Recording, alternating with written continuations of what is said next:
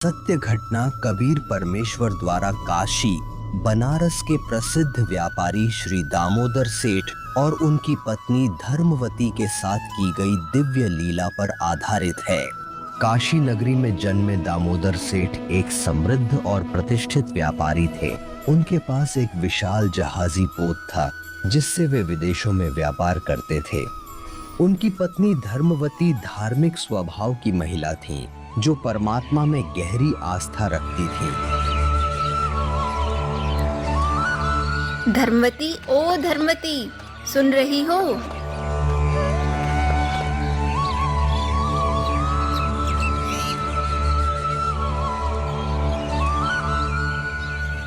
आओ बहन, कैसे याद किया?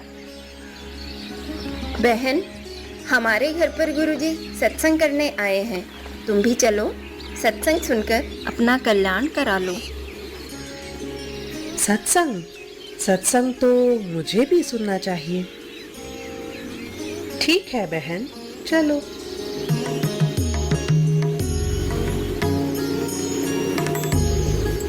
धर्मवती अपनी सहेली के साथ सत्संग स्थल की ओर निकल पड़ती है और वहां पहुंचकर सत्संग सुनने लगती है।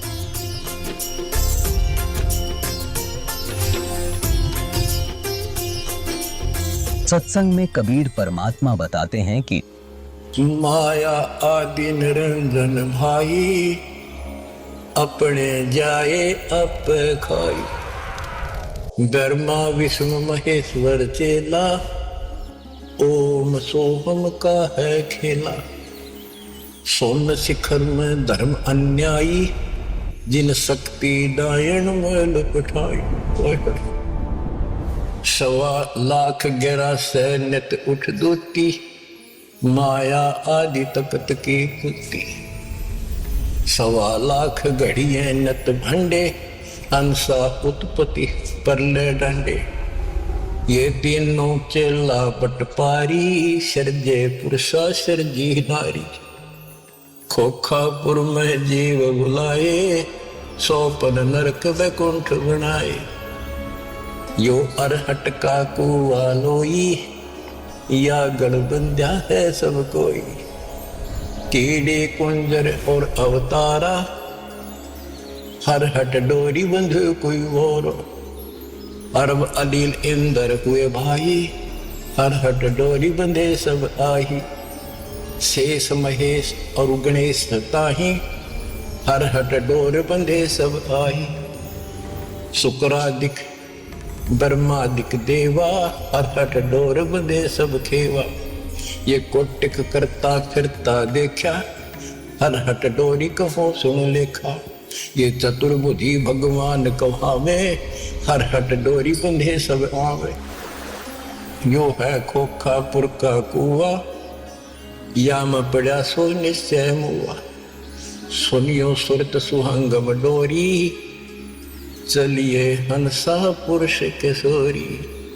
सोहम पर अदली का डेरा, सत्य कबीर है साहिब मेरा। ज्ञान का राछ ध्यान की तुरिया, ऐसे सोहम भागा दुरिया। पंड ब्रह्मंड अदली का ताना, जाका नाम कबीर दीवाना। धर्मराय मारत है बाटी, कोई हंसा पहुंचे ओ बट घाटी। धर्मराय मारत है बाटी, कोई एक हंसा उतरे घाटी। इस बदरपुर का खोलो ताला, चल देखो हंसा दीप हमारा। जहाँ ओंकार निरंजन नाही, ब्रह्मा विष्णु शिव नहीं जाही। जा करता नहीं जान आन भगवाना, काया माया पिंड पर। ऐसा अदली दीप हमारा, कोटि बैकुंठ रूम की लारा। शंख पदम एक पुन पर साजे, जा अदली सत्य कबीर विराजे। जा कोटिक विष्णु खड़े कर जोड़े, कोटिक शंभु माथा मोड़े। जा शंखों ब्रह्मा वेद उचारी, कोटि कन्हैया रास विचारी। अजब अदर मधुर धुनि बाजे, जा अवगत अदली कबीर तख्त विराजे। परमहंस पूर्ण परिवारा, अदली अमर किए तपसार।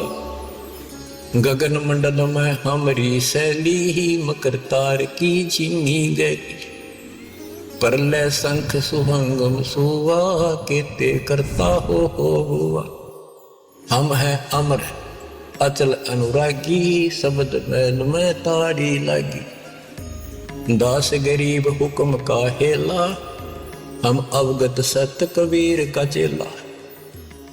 धर्मवती को सत्संग बहुत अच्छा लगता है। सत्संग पूर्ण होने पर सभी जाने लगते हैं, लेकिन धर्मवती वहीं बैठे रहती हैं।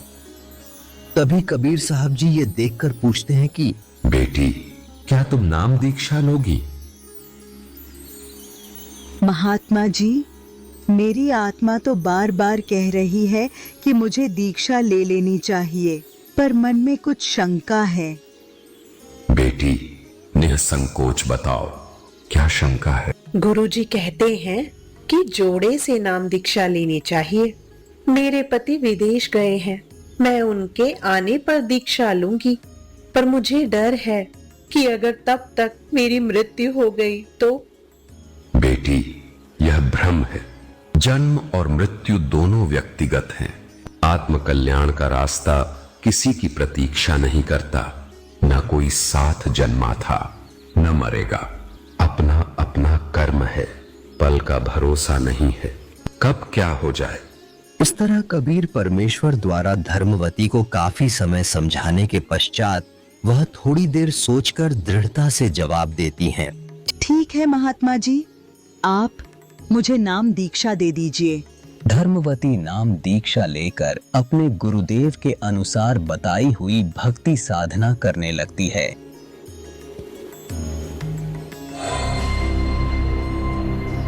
धीरे धीरे समय गुजरता है और दामोदर सेठ विदेशों से व्यापार कर अपने घर लौट आते हैं। रास्ते की थकावट के कारण वे कुछ देर आराम करने लगते हैं। तभी धर्मवती आती है।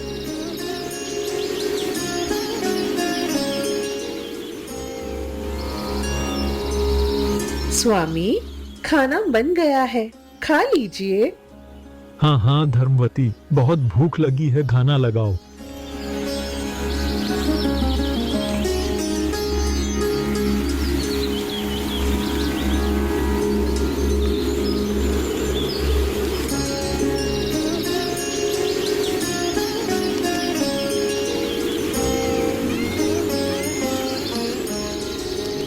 मुझे इन्हें सत्संग और दीक्षा के बारे में बता देना चाहिए। अगर किसी और ने बताया तो यह बहुत बुरा मान सकते हैं। स्वामी, मुझसे एक गलती हो गई है, मुझे क्षमा कर दीजिए। धर्मवती, मुझे तुम पर पूरा विश्वास है, तुम कोई ऐसा काम नहीं कर सकती जो क्षमा के योग्य न हो। हमारे पड़ोस में एक बहन ने गुरुजी से नाम दीक्षा ली है। मैं भी सत्संग में गई और मुझे गुरुजी का ज्ञान बहुत अच्छा लगा। मैंने उनसे नाम दीक्षा ले ली, बिना आपसे पूछे।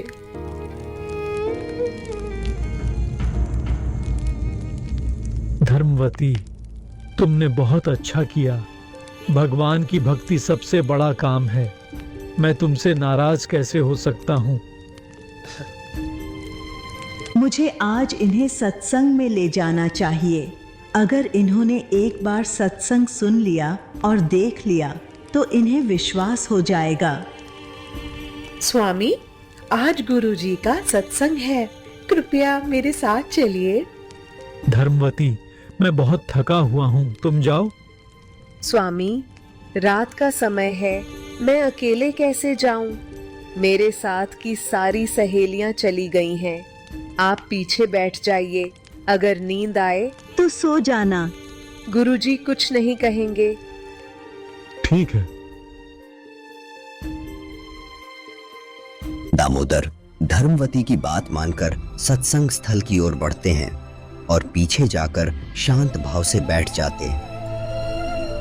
आदि रमैणी अदली सारा, जा दिन होते धूम धूमकारा। सतपुरुष की ना प्रकाशा, हम होते तख्त कबीर खवासा। मन मोहिनी सिरजी माया, सतपुरुष कबीर एक ख्याल बनाया। धर्मराय सिरजे दरबानी, 64 युग तप सेवा ठानी। पुरुष पृथ्वी जाको दीनी, राज करो देवा रख आदीनी। ब्रह्मांड 21 राज तुम दीना, मन की इच्छा सब जग लीना। माया मूल रूप एक छाजा, मोहि लिए जिन्हों धर्मराजा। धर्म का मन चंचल चित धारा, मन माया का रूप विचारा। चंचल चेरी चपल चिरागा, या के पर से सर्व सौ जागा। धर्मराय किया मन का भागी, विषय वासना संग से जागी। आदि पुरुष अदली अनुरागी, धर्मराय दिया दिल से त्यागी। पुरुष लोक से दिया ढहाई, सहज दास के दीप चल आए भाई। सहज दास जिस द्वीपर हंता, कारण कौन कौन कुल पंथा। धर्मराय बोले दरबानी, सुनो सहज दास ब्रह्म ज्ञानी। 64 युग हम सेवा कीनी, पुरुष पृथ्वी हमको दीनी। चंचल रूप बया मन मोरा, मन मोहिनी ठगिया भौरा। सतपुरुष के नामन भाए, पुरुष लोक से हम चल आए। अगर दीप सुनत बड़ बागी, सहज दास मेटो मन पागी। बोले सहज दास दिलदानी, हम तो चाकर सत सैदानी। सतपुरुष से अर्ज बुझारूं, जब तुमरा भी मान उतारूं। सहज दास को किया पियाना, सत्यलोक